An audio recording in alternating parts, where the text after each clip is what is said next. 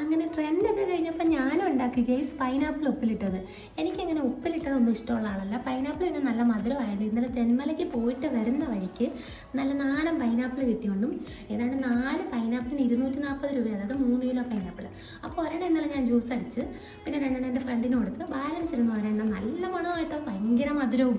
അപ്പം ഞാനിതിലോട്ട് കുറച്ച് മുളക് പൊടിയും വെളിച്ചെണ്ണയും ഉപ്പും എല്ലാം ഇട്ട് മിക്സ് ചെയ്ത് വെച്ചിട്ടുണ്ട്. ഒന്ന് കഴിച്ച് നോക്കട്ടെ എങ്ങനെ ഉണ്ടെന്ന്. എണ്ണ എടുത്തിട്ടുണ്ട്.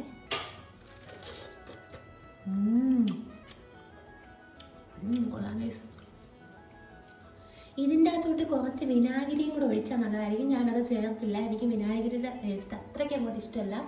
അപ്പോൾ നമ്മുടെ ചാനൽ ഇഷ്ടപ്പെടുന്നുണ്ടെങ്കിൽ, എൻ്റെ വീഡിയോസൊക്കെ നിങ്ങൾ ഇഷ്ടപ്പെടുന്നുണ്ടെങ്കിൽ കാണുന്നവർ ഇതൊന്ന് ലൈക്ക് ചെയ്യും സബ്സ്ക്രൈബ് ചെയ്യുകയൊക്കെ ചെയ്യണേ. ഷെയർ ചെയ്യാൻ വേണ്ടിയിട്ട് ഇതിൻ്റെ അകത്തൊന്നുമില്ലെന്ന് എനിക്കറിയാം. അപ്പോൾ എന്നെ ഇഷ്ടപ്പെടുന്നുണ്ടെങ്കിൽ നിങ്ങളൊന്ന് സബ്സ്ക്രൈബ് ചെയ്ത് വെച്ചാൽ